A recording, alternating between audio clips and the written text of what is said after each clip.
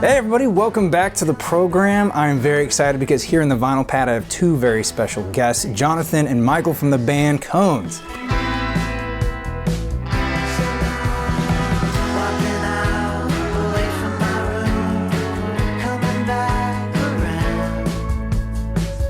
Thank you both so much for being here. Thanks for having us. Yeah. And we're here because you have your debut album out. I really enjoyed it. It's fantastic. Thank you. It's got such a great sunny vibe about it. Makes it feel good. I found it interesting because you're not originally from Southern California. You're from San Francisco, San Francisco proper. And so maybe tell me a little bit about how you came to the sound that we hear. I think I'm very influenced by the music of just the folklore of San Francisco, you know, growing up, like, you know, my parents loved hippie movement, 60s rock, you know, all that stuff. So just kind of, I was raised on that. Our mom's, I'm sorry to interrupt. You're good. Our mom's nickname was Shy Wildflower. Yeah, that was her hippie name. So. Shy Wildflower? Shy Wildflower, yeah. That's amazing. Shout her out, shout out. Yeah. How'd your parents meet? Actually, they met on a wrong phone call. No. It's a crazy story. Our parents met. Really? It can be a very. The story can be short or extremely long, but it's. Our grandmother was a psychic. Oh. And she read tea leaves. And she grew.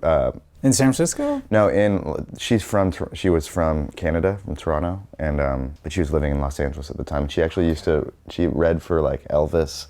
Speaking of Elvis, yeah, and all sorts of people, like police, just all sorts of people. But my dad was getting a reading from her. She basically said that he was going to meet a woman named Susan, and she was going to find him. And he went back to San Francisco, where he was living in the Haight-Ashbury at the time, and got home, and he got a call from a wrong number from long distance, and it was our mom looking for her friend who used to live in the apartment. What? And she said her name was Susan, and they started talking for hours and sent each other letters, and and they got married. They're divorced now.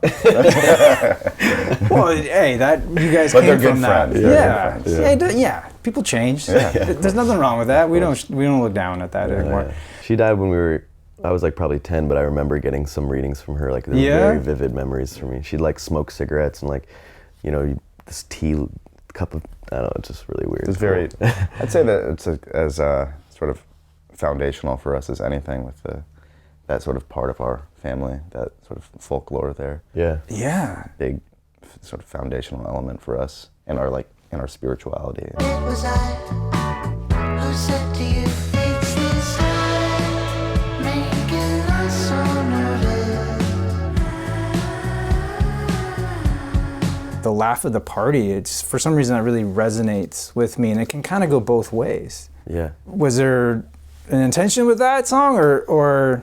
Yeah, so that song's special for me for a number of reasons. That was like, so we made a whole record. We ended up scrapping it. I heard about this. And then that was the first one tough process. That once we kind of got our bearings back, and we're like, all right, we're just gonna make another record.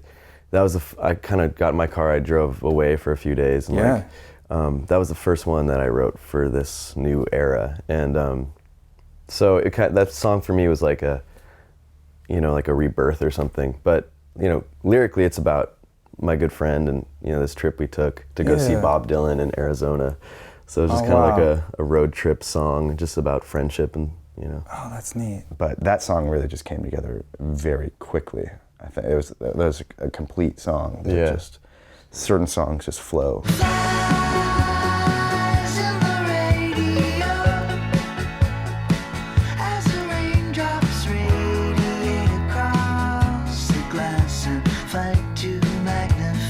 Jonathan is primarily the songwriter and 100% the lyrics writer. I don't know if I could recite the lyrics to a full song. He only knows the song names, he doesn't know any lyrics. I'm just, whatever.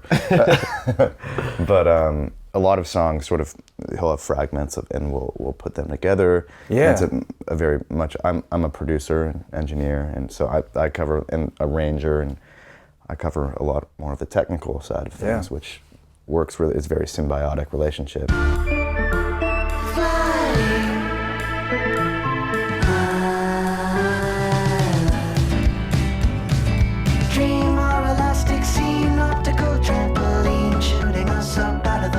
and this was recorded in your studio. Yeah, so that the album that we ended up not releasing, loved a lot of that material. It just didn't quite have the energy that we feel is very much part of us, like what we want to put out there.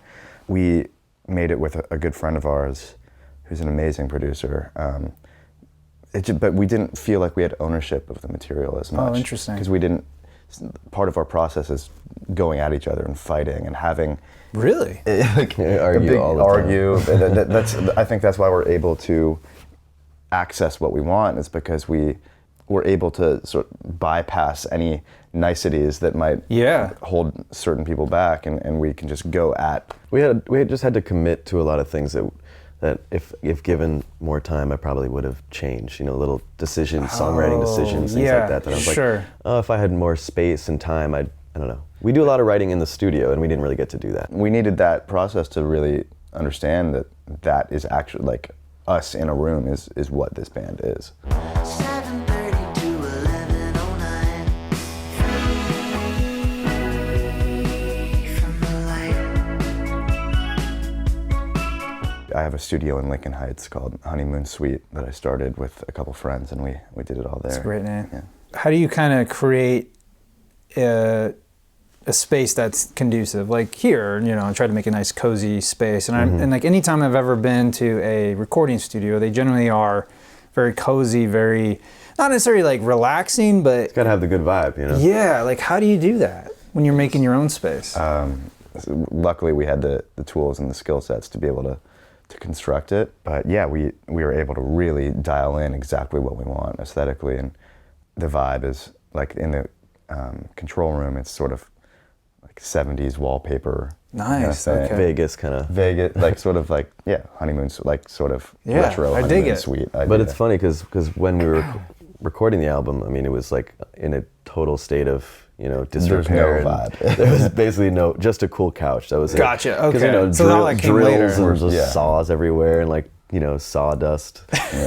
So it'll be fun to make the next one when it's like properly vibed out. To the top, I went alone and I lay down.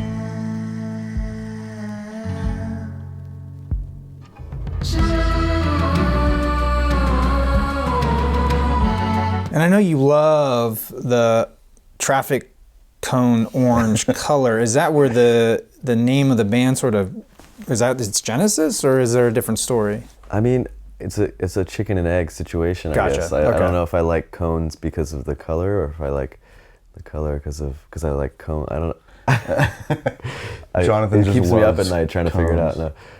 No, I for years, and I don't know why or where it came from. I love cones. so funny. Sometimes we'll get the why cones. It's like, well, There's no real answer. he just loves cones. Yeah, I'll just be walking. You see just a nice looking cone in a beautiful little setting. Drives me crazy. For sure. I'm flying over joy. This relaxation won't make my ship deploy. Do you guys collect records? Yeah, He's more of a. I have a pretty big collection. What do you like to collect? Brazilian music. Oh, is nice. Chico Buarque, a little bit of that? Yeah, I have a few Chico records. I just love like 60s and 70s Brazilian music. I spent a few months there throughout Brazil. I was collecting records and just, I don't know, it was my moment. My eat, pray, love moment. Nice. Who Who are some of your other favorite artists? Jorge Ben is probably my favorite. Caetano Veloso. Gal Costa. I'm taking notes because I don't know. Yeah, That's why I ask experts. is unbelievable. I mean, Where does Sergio Vinicius. Mendes rank? Where is he? He's at the bottom? Is he an introduction? Yeah. I mean, he's great, but yeah, it's not. There's this album. It's probably one of my favorite albums ever now. It's I got into it this summer. It's called Domingo, and it's Caetano Veloso, and It's his first recording. it's his first, and Gal Costa, and it's just a duet album, and it's just like the most buttery, like relaxing, perfect that's music. great. Yeah, it's so. Can't wait good. to check these out. Yeah, that's like that's what I mainly collect. the bigger some of these Brazilian musicians got, they would release some like English Right. records, and, like songs, and it was sort of my least favorite because I just love the sound of Brazilian Portuguese. I mean, it's just so the fluid, most beautiful melodic and rhythmic language.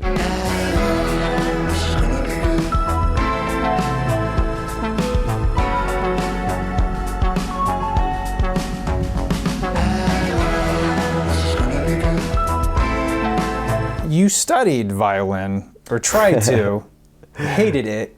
I don't blame you. But you like to draw, though. Yeah, my vision for the past few years has just been, to create a band that has visuals that are embedded in it, and it's like interchangeable essentially. And Cones is not just about the record; it's about the art and the music are equally important to one another. We know a song of ours is a Cone song or is a successful Cone song if it sounds like his drawings look, if that makes sense. It's my prediction that we're gonna be fine if we could only let it flow. It's sad. We just made an app together, actually, a game. Yeah? Like a VR Oh, that's great. 360 experience that will be out soon. It's called Bob's Room. And it's just like a further expression. Every song from the album is in this environment. yeah, it's like a groovy room, not unlike this one. Yeah, and you sort of, it's sort of set in outer space, but in a weird, I don't know, I'll send you the So link. But, cool. I love this. It's, you click on, a book in the room, and it opens up with the lyrics of a diary entry.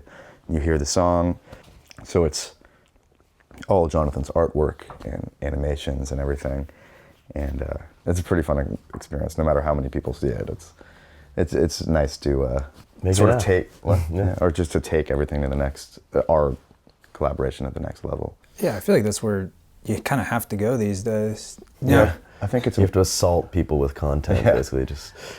And we're not just making it like as a ploy to Right. get more, but people like fans. But it's to stand out. You have to create a culture around what you're doing more than ever, and just making music isn't necessarily enough. Is it animated in your style? Is that how it kind of it's all feels? drawn, and That's cool. I like a lot that. of it, like a lot of simple animations and drawings, and They're not simple, man. well, no, but I mean, They're stylized. Come on. your art is very simple. I'm a simple guy. Walking into the world today, wandering the worry and the pleasure till I'm up to my neck in stars. I know you're a big fan of the Beatles. Yeah. I don't know if you both are, but Yeah, I mean, yeah, for sure. Jonathan, I mean, you have to. I mean, it's kind of. huge fan, but Jonathan was like more of the, like he took the reins on that as a kid. You're always more connected. But you're also a Elvis guy too. Love a little bit. Elvis. Yeah. Yeah. So how do you wrestle those two? Because you know that in Pulp Fiction, it's one or the other, right? It's funny. I read this quote from the Beatles once. They were talking about Elvis, and they were like, "Great singer, bad song," or no, yeah, great singer, bad songs. And I kind of There's a lot of truth. I to kind that. of agree, and I mean some of those songs, Yeah. a handful of songs are great tunes, but like he's just more of an incredible performer. voice, incredible performer, and the Beatles, like they just had all of it. I don't know. Do you have a favorite Beatles album? Yeah, Abbey Road. Abbey Road? Yeah. It's okay to be the same. You don't have to always be different from your brother. Do you know any Beatles albums? No, man. Just the White Album. Yeah. I love the White Album. So Yeah. good. Lots of variety there. Yeah. It's like their weirdest one in terms of, like, they were pretty separate the whole time. Yeah. Right. Which is, I mean, it's interesting to me. Mm-hmm. So, But what about like other bands like The Doors or Pink you know, Floyd? I will actually say I don't really like the Doors. Interesting. Okay. I like the Doors. Yeah. I like elements of the Doors, but it's just, I don't have a connection to it. Yeah. I like Ray Manzarek a lot, but Yeah, he's cool as hell. because I'm a keyboard player and he's Yeah. a badass keyboard player. But some people love the Doors, and I'm not one of them. I don't hate it. There are things known, and there are things unknown, and in between are the Doors.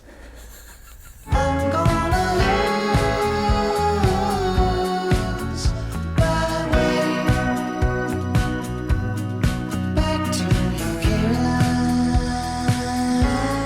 If you could go back, catch any show in time, Ooh, that's a good one. just I've curious thought where about you this would a lot, actually. where you would go. And it's not like you can't say Woodstock, right? Because I mean, you can. I'm not going to judge you.